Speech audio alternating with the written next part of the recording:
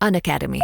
Let's crack it. Hello दोस्तों, welcome to Pathfinder. This is Mircha Pandey, आप सबकी करंट अफेयर्स की फैकल्टी। तो दोस्तों, कैसे आप सब लोग? I hope you all are doing very well.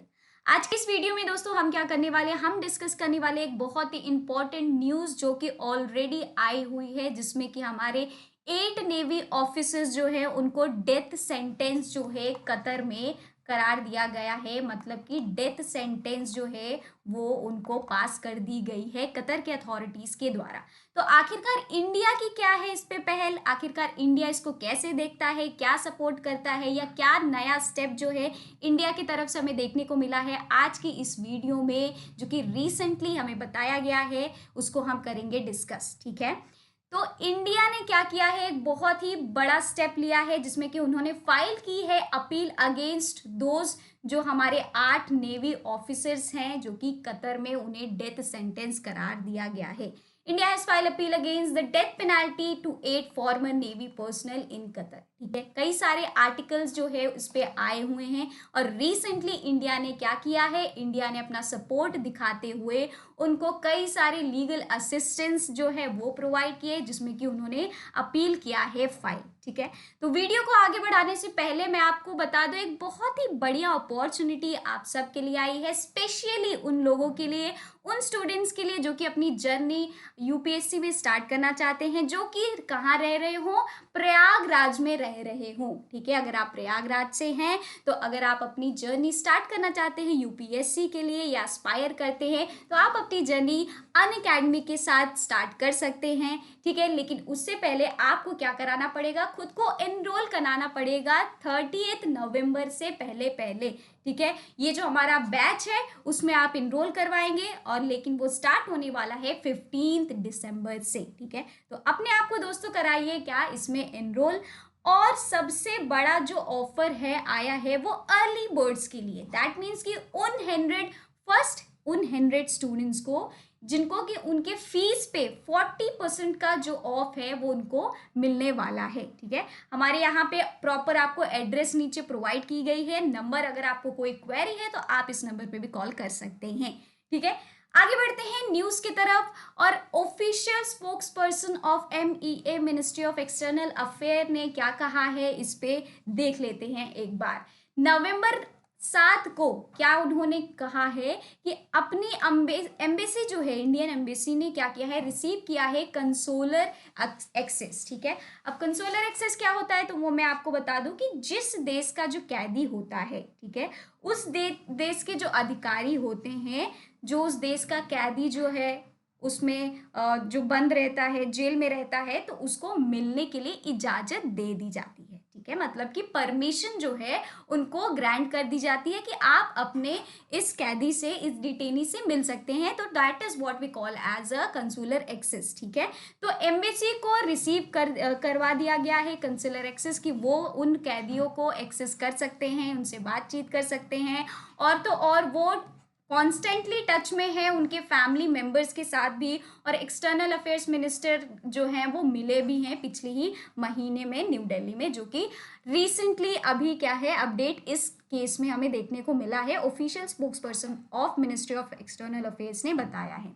ठीक है, MEA क्या बताता है, MEA जो है वो बताता है कि ये जो जजमेंट है वो कॉन्फिडेंशियल है, जो कि जजमेंट पास किया गया है कोर्ट ऑफ फर्स्ट इंस्टेंस जो कतर में है, दैट इज ये उनका ओरिजिनल जुरिस्डिक्शन जहाँ पे केस पहली बार गई थी, मतलब उसको कहते हैं कोर्ट ऑफ फर्स्ट इंस्टेंस। ठीक है, उन्होंने क्या किया है, जजमेंट पास किया है रिगार्डिंग द डेथ सेंटेंस, जिसमें कि इस जजमेंट को क्या बोला गया है कि ये कॉन्फिडेंशियल रखा जाएगा। इंडिया कह रही है किसी को दिखाया नहीं जाएगा, किसी को अभी बताया नहीं जाएगा। ठीक है, इसके बारे में। और उन्होंने कहा है कि gave the judgement which was share with our legal team only, मतलब कि उनके लीगल टीम के साथ ही इस जजमेंट को शेयर किया गया है और किसी के साथ नहीं। कंसिडर कर रही है इंडिया की वो सारी उनको लीगल ऑप्शंस जो हैं, जो भी लीगल असिस्टेंस हैं, जितनी भी, अगर उनको कोई भी हेल्प चाहिए लीगली, तो इंडिया जो है उन डिटेनीज को प्रोवाइड करेगा। ठीक है, और इस वजह से इंडिया ने अपना असिस्टेंस दिखाते हुए, अपना हेल्प दिखाते हुए उन्होंने फाइल की है appeal regarding this death sentence जो कि इन 8 नेवी ऑफिसर्स को मिला है। ठीक है, और कह रहे हैं कि we are in touch with the Qatar authorities, और वो हमेशा से ही इन कतर अथॉरिटीज के साथ वो क्या है, टच में रहे हैं। ठीक है। इससे पहले हम वर्ल्ड मैप में देख लेते हैं कि आखिरकार कतर है किधर, उसका लोकेशन क्या है, और इंडिया जो है आखिरकार इंडिया और कतर का लोकेशन एक हमें देखने को मिल जाएगा। ठीक है, जिससे कि आपका एक माइंड जो है वो भी एक्टिव हो जाएगा और आप भी देख लेंगे कि वर्ल्ड मैप में आखिरकार कतर लोकेटेड कहाँ है, इसकी कैपिटल कहाँ है। बस एक छोटा सा क्विक रिकैप जो है वो देख लेते हैं। यहाँ पे जो आप देख रहे हैं ये राउंड किया हुआ है, छोटा सा ये जो जगह दिख रहा है वो है कतर। ठीक है, कतर क्या है, एक छोटी सी कंट्री है जो कि लोकेटेड है हमारे जो उनका नॉर्थ, ठीक है, ईस्टर्न जो कोस्ट है ऑफ अरेबियन पेनिनसुला। ठीक है, कहाँ पे ये लोकेटेड है, north eastern coast of Arabian peninsula. ठीक है, यहाँ पे कतर लोकेटेड है जो कि उनके वेस्ट एशिया में है, जो कि कहाँ लोकेटेड हमें देखने को मिलेगा, वेस्ट एशिया। ठीक है, ये जो है बॉर्डर शेयर करती है किसके साथ, हमारे जो सऊदी अरेबिया है उसके साथ ये क्या करती है, बॉर्डर को शेयर करती है to the south. Okay, and इसका जो कैपिटल है वो है दोहा। क्या है इसका कैपिटल, दोहा। तो ये एक क्विक इन्फॉर्मेशन जो है वो आपको देखने को यहाँ पे मिल सकती है, जो कि मैंने प्रोवाइड किया है सो दैट कि आपको पता भी रहे, अगर आप नया भी पहली भी इस बार इस वीडियो को देखें तो आपको एक आइडिया आ जाए, एक माइंड में फ्रेम हो जाए कि हाँ भाई कतर वर्ल्ड मैप में लोकेटेड कहाँ पे है, इसकी कैपिटल क्या है और इसकी लोकेशन जो है प्रॉपर वो है कहाँ। ठीक है, इतनी बात क्लियर होगी। चलिए बढ़ते हैं आगे, वापस न्यूज़ में आते हैं। उससे पहले हम देख लेते हैं कि आखिरकार ये जो उसकी बैकग्राउंड क्या है, पूरा ये जो माजरा है, आखिरकार ये जो इनको डेथ सेंटेंस दिया गया है, क्यों दिया गया है भाई, क्या हुआ था इनके साथ, आखिरकार पास्ट में इनके हुआ क्या था जिसके वजह से 8 हमारे नेवी ऑफिसर्स को डेथ सेंटेंस जो है करार दिया गया, उनका गुनाह क्या है। तो एक क्विक बैकग्राउंड हम ले लेते हैं और देखते हैं कि आखिरकार इस केस में हुआ क्या था। तो लास्ट ईयर अगस्त 30 से ये पूरा माजरा स्टार्ट हुआ था, जिसमें कि कतर की जो इंटेलिजेंस एजेंसी है वो क्या करती है, इन 8 नेवी ऑफिसर्स को उनके घर से रातों रात उठा लेती है। ठीक है, फिर क्या होता है, जो ये कतर जो हमारे नेवी ऑफिसर्स होते हैं ये क्या करते रहते हैं, इनका जो काम होता है ये एक डिफेंस सर्विस प्रोवाइडर कंपनी के अंदर काम करते रहते हैं, उसका नाम था दोहरा ग्लोबल टेक्नोलॉजीज। ठीक है, जो कि कतर में है, जो कि ये क्या करती है, कंपनी क्या करती है, ट्रेनिंग जो है कतरी नेवी को प्रोवाइड करती है। तो बेसिकली इनका काम ये था कि ये कुछ डिफेंस सर्विसेज जो कंपनी है उसमें वो अपनी सर्विसेज प्रोवाइड कर रहे थे, जो कि उसका नाम है दोहरा ग्लोबल टेक्नोलॉजीज, जो कि कतर में हमें देखने को मिलेगी। ठीक है, तो अचानक से उनको कतर की इंटेलिजेंस एजेंसी जो होती है वो क्या करती है, रातों रात उठा लेती है और उसके बाद क्या करती है, उनको अरेस्ट कर लेती है, डिटेन कर लेती है। और फिर जो वो बताती भी नहीं है, सबसे आश्चर्यजनक बात ये है कि पब्लिकली वो रिवील भी नहीं करती है कि आखिरकार क्यों इन ऑफिसर्स को उठा लिया गया है या फिर किन चार्जेस के बेसिस पे इन ऑफिसर्स को गुनहगार ठहरा दिया गया है। ठीक है, उसके बाद क्या आता है कि उनको सॉलिटरी कन्फाइनमेंट जो है वो दे दिया जाता है और उसके बाद उन्होंने कई बार बेल के लिए भी अप्लाई किया है, तो बेल भी उनका रिजेक्ट कर दिया जाता है, डिनाई कर दिया जाता है।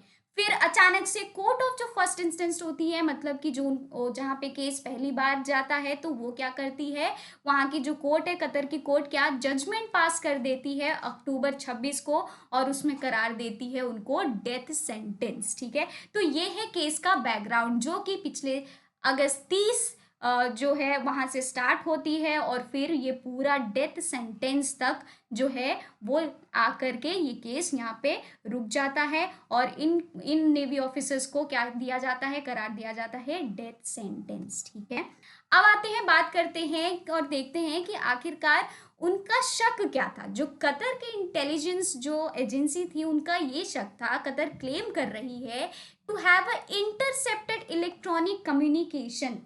ठीक है, अब ये इंटरसेप्टेड इलेक्ट्रॉनिक कम्युनिकेशन है क्या, ये एक एक्ट है। ठीक है, क्या है, ये एक एक्ट है जो कि मॉनिटर करती है, क्या करती है, जो मॉनिटर करती है।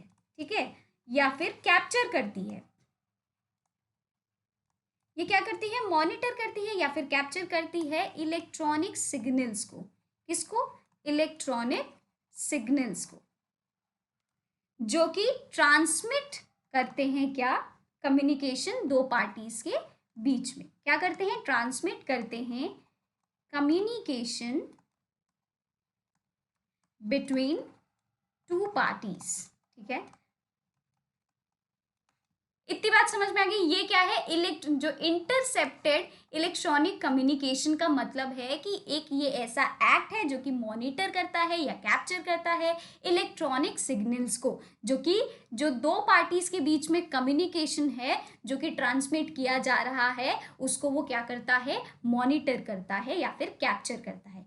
तो कतर जो है वो क्लेम करती है कि इंटरसेप्टेड इलेक्ट्रॉनिक कम्युनिकेशन के द्वारा रिवील किया गया है कि ये जो अरेस्टेड पर्सन्स हैं या फिर जो अरेस्टेड ये मेन है वो स्पाई हैं, किसके, इजराइल के बिहाफ में ये क्या कर रहे हैं, स्पाई कर रहे हैं। ठीक है, किसके ऊपर स्पाई कर रहे हैं, कतर के ऊपर। कतरी जो नेवी की जो सीक्रेट है, जो कि उनका प्रोजेक्ट है इटाली के साथ, इटालियन मिजिट सबमरीन्स जो है, ये एक प्रोजेक्ट है उनका, किसका, कतर का एक प्रोजेक्ट है जिसके के ऊपर ये क्या कर रहे हैं, ये जो आदमी है ये स्पाई कर रहे हैं। और ये जो आदमी है वो किसके बिहाफ में स्पाई कर रहे हैं, इजराइल के बिहाफ में, जिससे कि क्या हो सकता है, it could evade the radar detection. ठीक है, इवेड क्या कर सकती है, रडार डिटेक्शन को, जो कि रडार डिटेक्शन का पता लगने से क्या कर सकती है, ये बच सकती है। तो ये उन्होंने क्लेम किया है और इस वजह से क्या किया है, उनको अरेस्ट किया है। ठीक है, हमारी MEA के द्वारा, दैट इज मिनिस्ट्री ऑफ जो हमारी एक्सटर्नल अफेयर्स है, वो क्या कहती है कि ये जो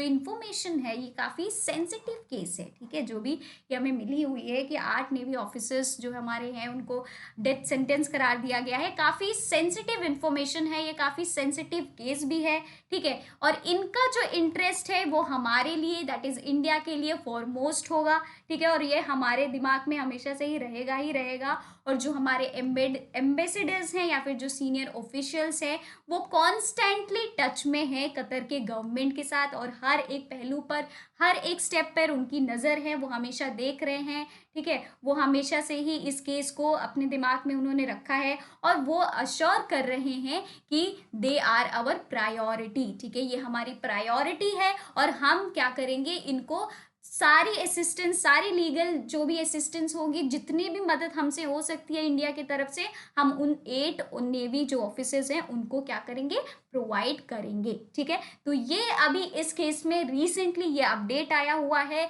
कि जो उनको डेथ सेंटेंस करार दी गई थी कतर के जो अथॉरिटीज़ के द्वारा, अब उस पर इंडिया ने क्या किया है, इंडिया ने अपील की है और कहा है कि वो सारी लीगल असिस्टेंस जो है, जितनी भी मदद हो सकती है वो प्रोवाइड करेगी इन 8 नेवी ऑफिसर्स को। ठीक है, थैंक यू सो मच।